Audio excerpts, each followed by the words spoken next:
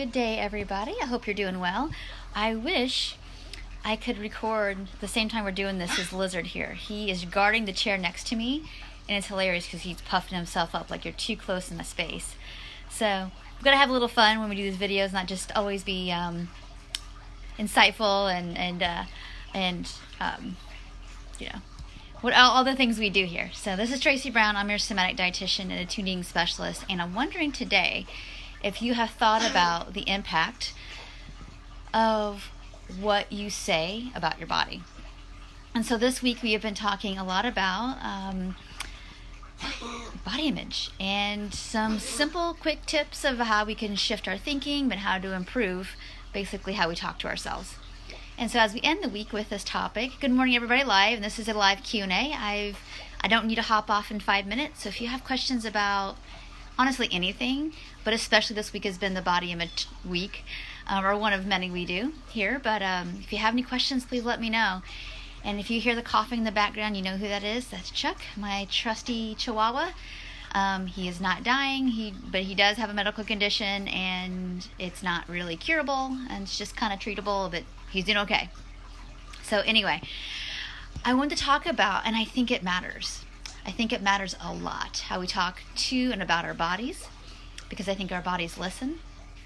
I think that if you're telling yourself that your body's too much or too gross or too sick or too weak or too whatever, imagine how that feels. Just even saying that to yourself. So when I think, oh, these headaches are too much to bear, let's say, and believe me, I struggle on and off with headaches, and so it's like it gets frustrating. It gets really frustrating. It's not the same thing as body stuff, but I wanted to give a non-charged example of it's hard to be positive all the time and be okay, and that's not the expectation, or it's not even the necessity of being a human and growing your resiliency and your capacity. It's about like, okay, I don't have to love that I have this headache. How can I be kind to myself? How can I take care of myself? What needs to happen? Who do I need to talk to? And think about these solutions that are a whole lot different than, oh, my head sucks, I'm never going to get better, I'm never going to, like, all that. And I'm not saying that we're not all allowed to, there was a therapist I worked with one time, and she always encouraged me, not always, but I remember one time she's like, Tracy, you just need to go for a victim walk and get it out of your system.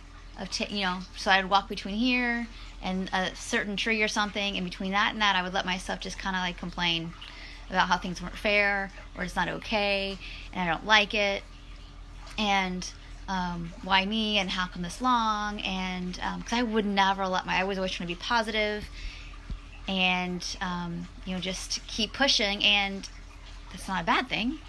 It's just that it's not always authentic, that we always are in the best mood or have the best spirits, and it's important to let ourselves feel how we feel, but it's also recognizing that if we have this perpetual, my body's gross, it's too much, and if you're not doing the decoding work, like I'm always pushing you all to do, that starts to build up. And I do think, by like what we talked about earlier in the intro about 7:30 this morning, is that our bodies are listening, and I do think it impacts our ability to have more clarity with our hunger and fullness. So if you're telling yourself your body's gross, what's that even feel like? Ugh, my body's gross. When I do that, I can feel a contraction here, here, and here. And just do that for a second. Don't hold it though, because it'll make you kind of feel sick. Ugh, my body's gross. You're going to feel this tightening all the way down. At least that's what I felt. Maybe you feel something else. Maybe you have other emotions like sadness or whatever. And that's going to impact what you notice, the clarity of your hunger and fullness, because this contraction, we might neurocept, and neurocept is a fancy word. I know we've talked about this word, but it's a fancy word for noticing internally or externally what we're sensing. And if we're still kind of working out the kinks of learning what accurate hunger and fullness is from feelings and sensations of internal discomfort, and what is safe and what is not safe, what is uncomfortable versus dangerous, if all of that's still a little murky, we can interocept, feel inside that this is bad and too much. And of course, my body, I said I was gross, and I can feel this bigness and this ick and this tension, this ick inside. So of course, it's my body, and it's going to mess up your hunger fullness signals, even just slightly. And then we might not be as accurate with our hunger and fullness as we could be. Now, again, it's not that the game here is to try to always be perfectly accurate with hunger and fullness. It's more about what is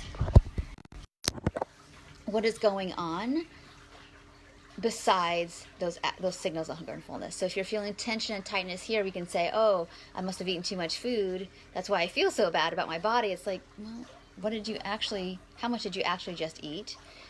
And is that actually too much? And you say, oh, of course it is. Well, is that from diet culture mind? Or is that from the other signals that you might be getting from your body? So you can see how now you're having to work through this whole ball of yarn, when simply if we were just, oh, my body's gross, catch that and say, I'm feeling really uncomfortable. And it's really hard living in diet culture and fat phobic culture. It's really hard. And it's not going to be a picnic every day. I'm not always going to feel good about my body. Eventually I'm going to feel better, and neutrality and working, and just even being able to be like, there's nothing inherently wrong with having a bigger body.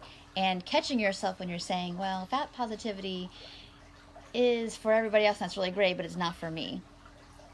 If you're catching some of that, those are going to cause sensations in your body that can often collude with disordered thinking around food and body. So I hope this wasn't too much of a ramble, but just really understand that there's a lot going on when we're talking to ourselves negatively. I do want to say a mention real quick. And as I'm going to change the topic, segue just a little bit. Does anybody have any questions who are watching live?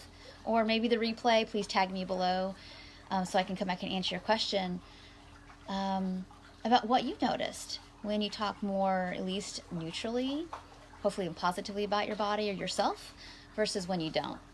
What are some differences you notice? I would love to hear about that.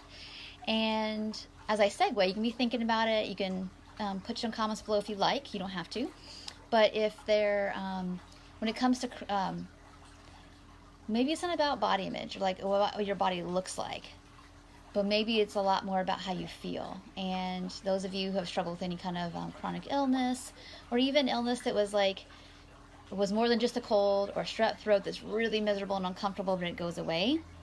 We're talking about things like, chronic, I've been really blessed. I'm just saying this so I'm not acting as if I have all the experiences, but I've had a big chunk of years where I had some really chronic fatigue stuff. I feel really lucky to have pretty much mostly recovered from that. And I suspect that, ask me in a year or 2 years how that's going. I'll probably even be a higher percentage of fully feeling vital almost all the time. But I've got a lot of that back. And one of the reasons why you see me so much and I'm doing a lot of videos is because, my brain and my body are more back together online than they were 5 years ago, 8 years ago. Because I've been doing this work a long time, but I had to take some time back because I needed to really fully recover from some chronic fatigue stuff. And, that kind of wasn't all my fault. Some of it, was my doing, and some of it wasn't, So regardless, it's hard to be okay with, I'm so tired today. Or, gosh, I really want to eat the cheese, but the cheese will also impact my gut, which, is another thing on top of the fatigue or whatever's going on, So those things are hard when we have food restrictions medically, or, it's like you can make yourself white knuckle and try to mobilize some adrenaline to do stuff, but you still don't feel good. It's that nauseous, bone-tired feeling, let's say. Or maybe you've got arthritis watching this, or maybe there's something else. It's it's hard to be okay when your body feels bad. And it's okay to acknowledge that, but I think it's also important to have appreciation in your world for anything big or small that actually feels good. I think that's really important as well. So does anybody have any questions? I don't want to just hop off, but I think I'm kind of ending the thoughts that I had for today, just a little nugget of how much it matters how we talk to ourselves, even if you're trying to motivate yourself for recovery. So bumped the camera. Even if you're trying to motivate yourself, I've never seen anybody hate themselves better. So it's very important to be gentle. I know it's kind of hard because in our culture, we not only do we have our thin obsession, we have our like just do it Nike mentality thing. And I'm not saying that's, again, there are some things we just got to do. Like, you know, if you're recovering from food restrictions, sometimes there's a level of like, we just got to eat the food and it's not going to feel good. There's just no way around it. But that's not done when we do it though, it's not done in a matter of like, it doesn't matter how you feel. It's done in like, this is the only way through. And it's going to be uncomfortable, but it's a season and it's going to pass if we go all the way through. So some things aren't a season. Some things are a long time, and that stinks. And it's really important to find little things in our life that bring us some peace and some joy. So whether it's sunrise coming up over here to my left, the birds singing, getting a little water fountain for your desk that feels soothing, whatever we can do. So if there's no questions, I will hop off here, but I want to give everybody a few minutes. I guess I should announce real quick that Monday, October 28th, is going to be closed door for now for the Peace with Food community, because I want to actually focus on the community. You know, I want to, like I said, and all of you who are in it now, thank you so much. I'm so grateful. It's going to be good. I'm super excited about the group call coming up. Super excited about the group calls that come up next week. So that's for those who are early hoppers in. And there is going to be a second bonus as well. We are going to work through your concerns about like holiday meals, whether you're going to be with other people, you're going to be alone. I want you to feel like you've got some strength for, maybe food or not body talk that's not exactly positive.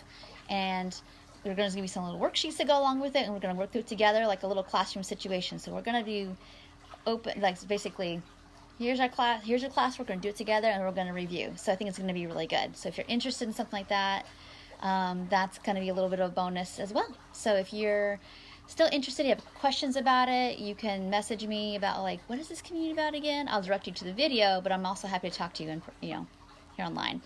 And so Amy has a question. Did you say that our negative self-talk affects our hunger and fullness cues? Can we review that? Well, please go back. Make sure you watch the beginning of the video again. But I'll say real briefly, because that's kind of the beginning, middle, is that it's really important to recognize that how you talk to yourself. And I gave a little physical example of like, if you say something negative, what do you notice is your body's response? You're going to have a physical sensation from that. And we might be faulty sensing that is a hunger signal, when it could just be like, this is me gripping on shaming myself. And you're going to be feeling that sensation. That may impact your hunger and fullness. It may not. You may recognize like, oh, I'm still really hungry, but I also just feel some shame. I just shamed myself.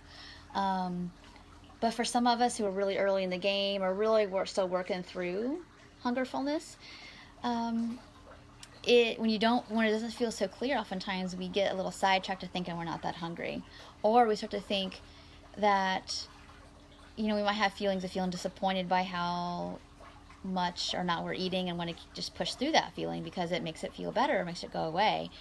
And I think it matters how we talk to ourselves. And that's why when I have people I actually have my clients do food journaling, not all the time and not constantly every week, over and over, but enough to see what is happening before, during, and after those meal times, not just with the hunger and fullness, but emotionally and somatically, so we can see if there's any of those other things hindering accurate signals on hunger and fullness. So you can catch a lot of information by just checking in with like, how am I doing? So hope that was helpful, Amy, but please go back and watch the whole thing through, because I think that'll give you because I did a demonstration of like what that could be like, so I don't want you to miss out on that. So thank you all so much for watching. I hope you have a great day. And if you have any questions, if you have any topics that you would love me to share, I would be happy to do it. So let me know, and just message me those things, or type them below and tag me. All right, Amy, one last thing in the game lyrics. Such an incredible sense. Thank you. Okay, yeah, thank you. Thank you for coming live, everyone, and I will talk to you in the next video. Take care. Bye for now.